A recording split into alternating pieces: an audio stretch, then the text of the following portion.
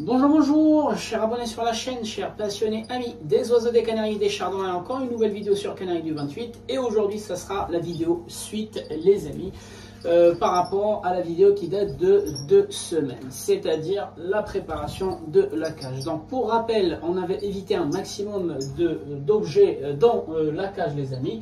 Et puis aujourd'hui, après 2 semaines de tension, après 2 semaines peut-être de bagarre, peut-être d'entente de suite, certains couples se sont formés ou en tout cas ils s'acceptent.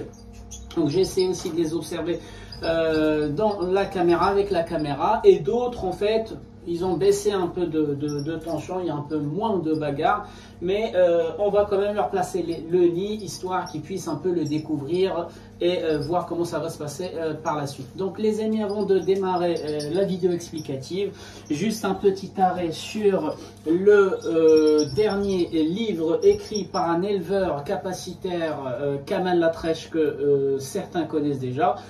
Donc le chardonnay élégant, le ténor des petits passereaux. Donc c'est un livre qui est sorti l'année dernière et souvent en rupture de stock, les amis.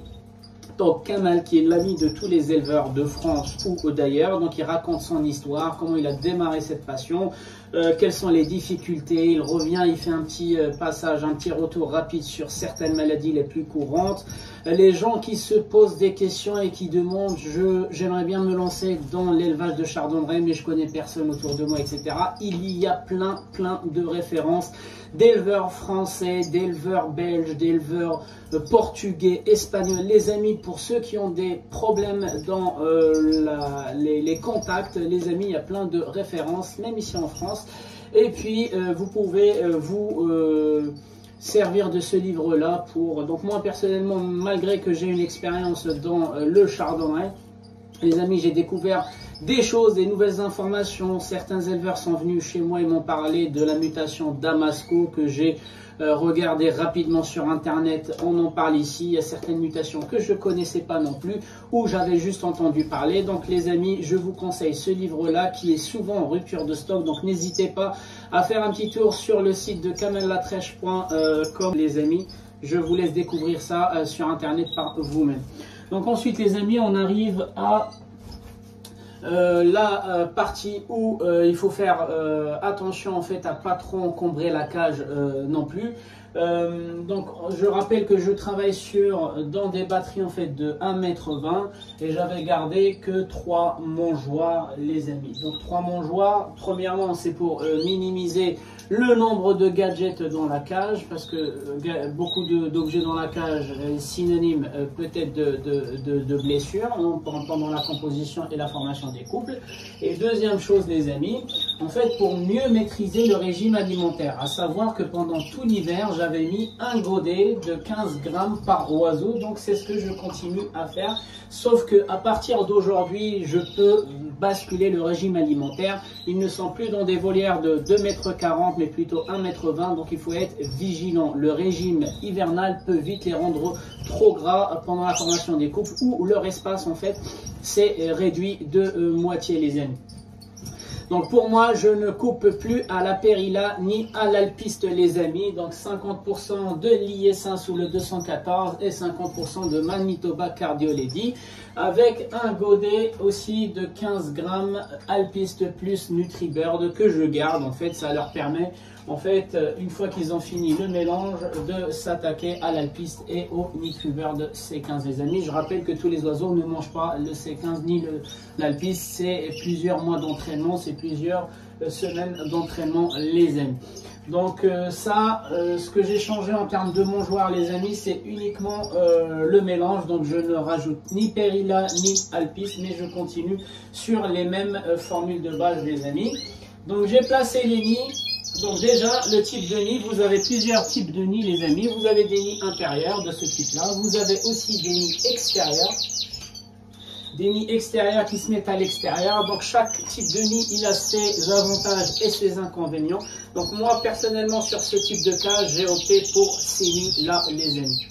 Voilà, donc c'est un nid de type 2GR, donc la marque DGR, et je rajoute une petite coupelle plastique. Ça me permet quoi? Ça me permet juste en fait de garder le nid de pas toucher au nid et prendre à chaque fois que la poubelle pour récupérer les œufs ou procéder en fait à l'échange des œufs réels avec des œufs factices, ou même nourrir de temps en temps les jeunes. Les amis, c'est beaucoup plus pratique de travailler avec un double nid ou ce qu'on appelle un nid plus une coupelle, les amis. Donc voilà, et encore une fois, ceux qui fabriquent les nids eux-mêmes, pensez bien à aérer. En fait, tous les nids sont troués, donc c'est la norme, les amis. C'est pour ça on évite les poux, on évite en fait trop de problèmes de parasites. Les nids, il faut qu'ils respirent, et même les fonds de nid qui sont déjà prêts, les amis, ça respire. Donc n'essayez pas de mettre n'importe quoi parce que vous allez ramener de la moisissure et de l'humidité dans le nid sans le savoir. Donc bien sûr, ceux qui fabriquent leur nid, pensez à percer histoire que l'air puisse pénétrer. Et ceux qui mettent des fonds de nid, pensez aussi à prendre quelque chose qui s'aère, même si pour moi ce modèle là c'est le modèle que j'utilise de base, ou bien la feutrine. En fait, celui-ci, je vais garder, je vais vous montrer à l'étape suivante. Donc, pour l'instant, je leur mets pas ça, je leur mets que ça, histoire qu'ils découvrent un petit peu le nid. Je vais quand même leur mettre de la charpie pour voir les femelles qui sont prêtes, les femelles qui ont repéré le nid, la charpie, et ils ont commencé en fait à découvrir ce qu'il faut faire par la suite. Et quand je leur mettrai cela, je vais vous expliquer en fait à quel moment je mettrai les fonds de nid. En fait, je prends que la moitié, c'est-à-dire je prends une plaque et je la sépare en deux parce que je trouve qu'il respire mal, il est trop épais. Donc, concernant l'emplacement du nid, les amis, donc les cages de gauche, je les mis tout en gauche, les cages de droite, je les mis tout à droite, comme ça. Il y a quand même un espace de 2,40 m entre les deux nids. La femelle, quand elle va couver, il n'y a pas le mâle ou la femelle de l'autre cage qui vient toquer sur la paroi. En fait, elles sont jointes, elles sont tranquilles. Donc cette année, je ne vais pas décorer. Donc ça va peut-être vous surprendre, les amis, parce que ça fait 2 ans, 3 ans de suite que je décore et je vous explique comment décorer les nids. Mais en fin de compte, pour être tout à fait honnête avec vous, en fait, la décoration me fait plutôt plaisir à moi, fait plutôt plaisir aux éleveurs et non pas aux oiseaux. Parce que ce sont des oiseaux élevés en captivité, les amis. Donc, ils sont un peu plus tranquilles que des oiseaux sauvages. Peut-être que ça va rassurer quelques femelles d'avoir en fait une petite cachette ou d'avoir quelque chose de vert, mais à vrai dire, ça me faisait plus plaisir à moi d'avoir en fait des cages décorées plutôt qu'aux oiseaux. Et l'année dernière, j'avais pas décoré toutes mes cages, j'avais décoré, je pense, la moitié, l'autre moitié, j'avais pas décoré, ce qui n'empêche que les femelles, elles ont quand même été faire leur nid, pendu, etc. Donc cette année, je vais pas me prendre la tête. Pour ceux qui décorent, revenez voir les vidéos des années précédentes, comment décorer à base d'un truc artificiel mais simple, pas de couleur rouge, pas de jaune, pas de vert, pas de bleu, pardon, mais un truc vert, simple, et il faut pas trop rembourrer le nid, les amis. Encore une fois, les nids doivent respirer, les amis, sinon on attire les moisissures et des parasites dans le nid pendant l'incubation ou pendant le nourrissage des jeunes, à savoir que les nids, il faut penser, il faut mettre dans la tête que les nids seront salis plus tard.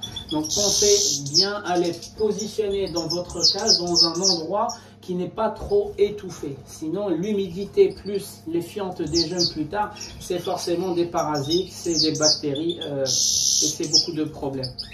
D'accord? Donc moi j'ai opté sur ce type de nid, les amis, qui est spécifique aux cages Cova qui ont une paroi opaque derrière.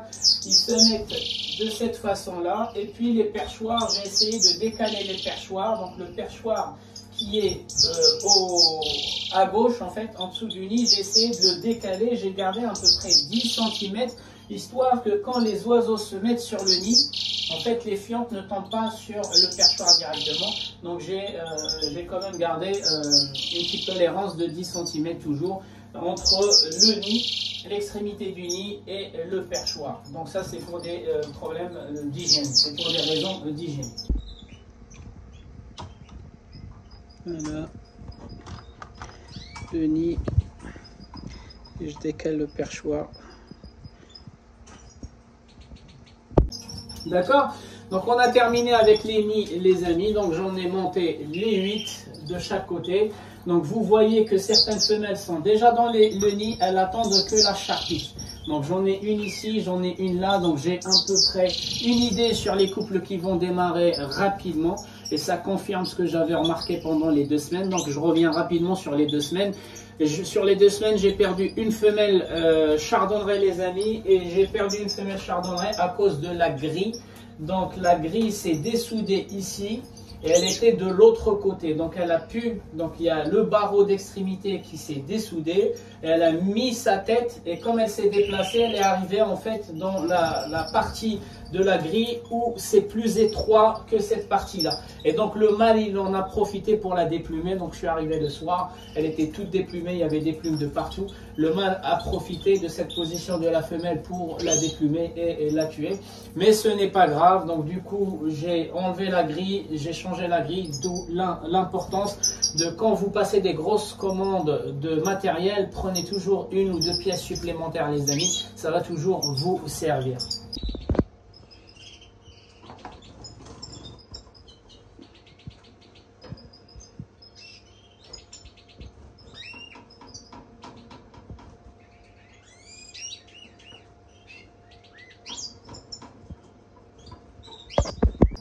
D'accord. En termes de canaries, j'ai aussi perdu une femelle. Donc je ne sais pas ce qui s'est passé. Je suis rentré pour chercher les graines. Je suis sorti de l'autre côté. J'ai déposé les premiers racks de graines. Je suis revenu à l'intérieur pour faire la même chose sur les 2 derniers racks, numéro 3 et 4. Je suis revenu, en fait, il y avait toutes les femelles autour et elle était en train de mourir. Alors je ne sais pas, est-ce qu'elle s'est cognée?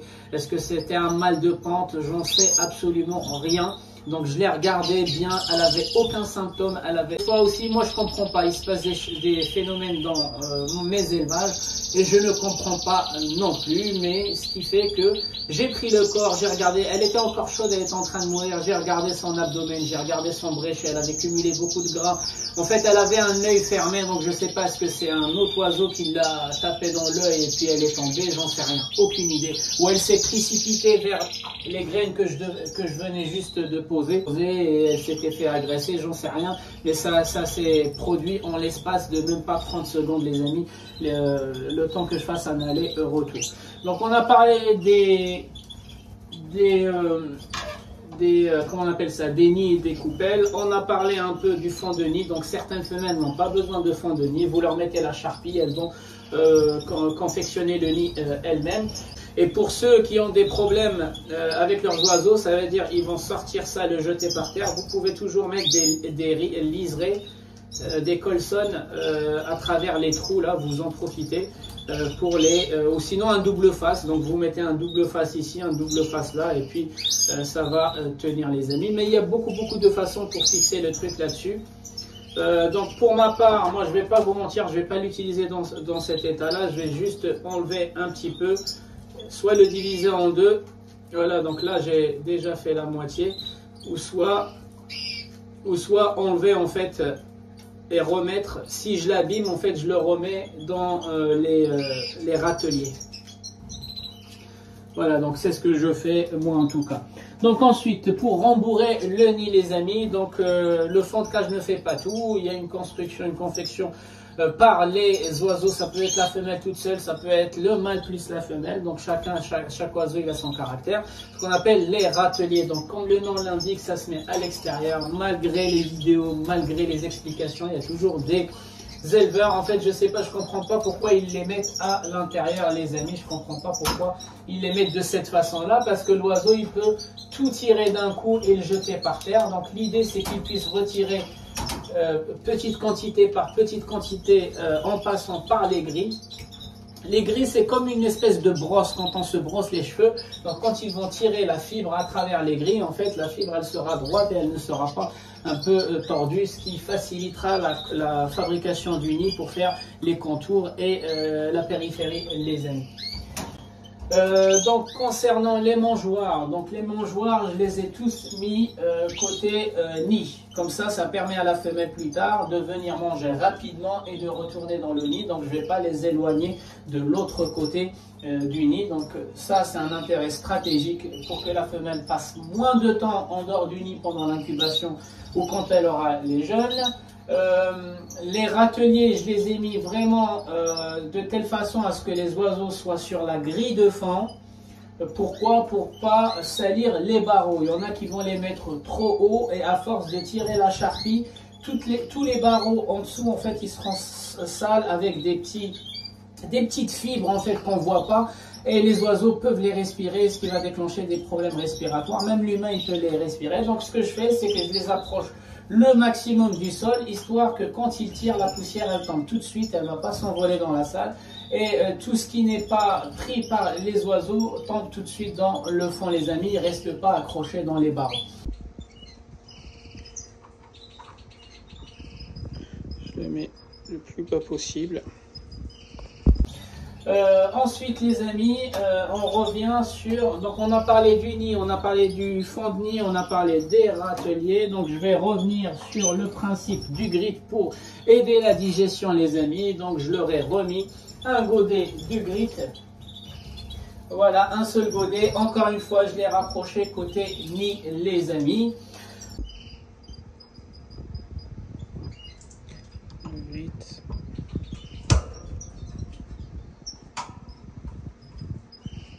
Côté-là.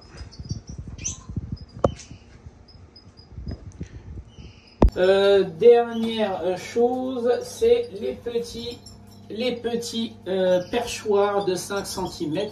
Donc dans chacune des cages j'en ai mis un, mais à l'opposé du nid. J'en ai mis un là à l'opposé du nid. Moi j'ai remarqué que les mâles, une fois que les femelles commencent la couver ou commencent en fait le nourrissage, les mâles en fait ils aiment bien montrer leur rang social, ils veulent se percher le plus haut possible, comme ça ils laisseront la femelle et le nid tranquillement. Donc j'ai mis ça à 1 ou 2 à 15 cm au-dessus des autres perchoirs. Donc je garde toujours 3 perchoirs. Pourquoi 3 perchoirs? Un perchoir côté femelle et 2 perchoirs l'autre moitié. Les 2 perchoirs permettent en fait de séparer la femelle du mâle. Comme ça le mâle il aura ses 2 perchoirs plus le petit perchoir si jamais il y a des problèmes d'agressivité pendant la couvée ou pendant l'incubation les amis. Comme ça, ça permet pas de reparamétrer la cage en fonction. Donc moi je me prépare à tous les scénarios possibles. La nourriture côté nid, le grit côté nid, la charpie en plein milieu. Et puis un seul perchoir dans le compartiment de la femelle, 2 perchoirs dans l'autre compartiment. Et si jamais le mâle pose des problèmes, je sais séparer, il a déjà son godet, il a déjà ses 2 perchoirs et la femelle n'a pas besoin de 2 perchoirs vu qu'elle va rester la plupart du temps dans son nid. Elle a besoin que d'un seul perchoir plus les nourritures les amis. Donc tout ça c'est de l'anticipation les amis. Donc un dernier axe les amis, c'est qu'on a remis le grit, il faudra aussi remettre l'os de sèche les amis. Donc je vais vous montrer ma technique, restez avec moi. Donc les amis, je prends des os de sèche nouveaux en fait, c'est pas ceux qui ont passé l'hiver, et je prends un Colson ou un Risley, je sais plus comment on appelle ça. Voilà, donc je fais un trou à l'aide d'une perceuse, une mèche pour le bois qui perce vite, et je viens faire rentrer ça là-dedans, et une fois ça fait comme un pendentif, bah, je viens en fait le mettre au niveau du dernier perchoir où il n'y a rien à côté. Comme ça permet aux oiseaux de jouer avec, ça sera comme un pendule en fait, et en même temps venir prendre le calcium en cas de besoin les amis. Donc je vous montre toutes ces étapes, on va passer à la partie démonstration, je vous montre toutes ces étapes et on se retrouve à la fin pour la petite pâtée d'aujourd'hui les amis.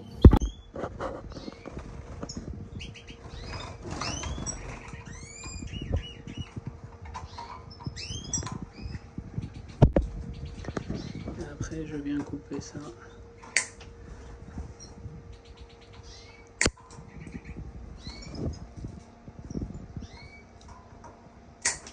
Regardez, ils sont déjà sur l'os de sèche. Voilà.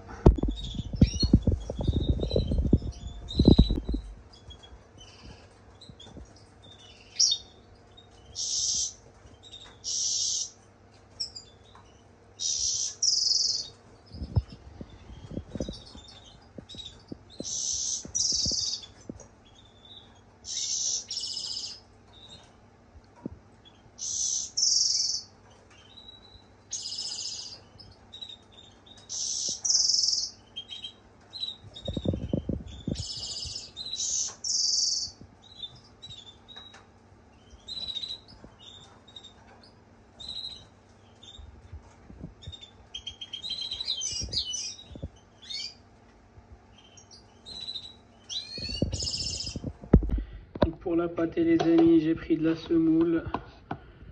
J'ai pris un peu d'amande.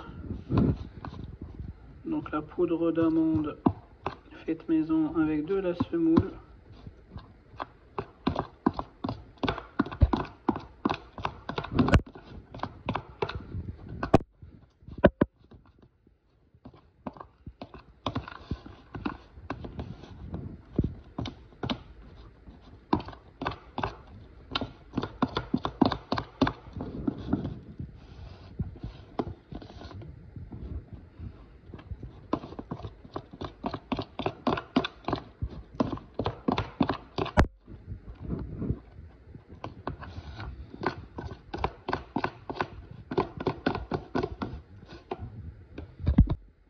Voilà, elle est un peu sèche, c'est pas grave. Donc je rajoute des œufs durs et je remélange les amis. Donc voilà les amis, à base de 3 ingrédients, semoule, amande en poudre et puis des œufs durs. Donc soit vous pouvez rajouter quelques graines de santé dedans, soit vous pouvez rajouter l'ortie séchée. Voilà, donc, ou du thym, tout simplement du thym pour dégager les voies respiratoires. Les amis, c'était la pâtée d'aujourd'hui. Je vous souhaite un bon visionnage. Bon appétit à vos oiseaux et je vous dis à la prochaine vidéo.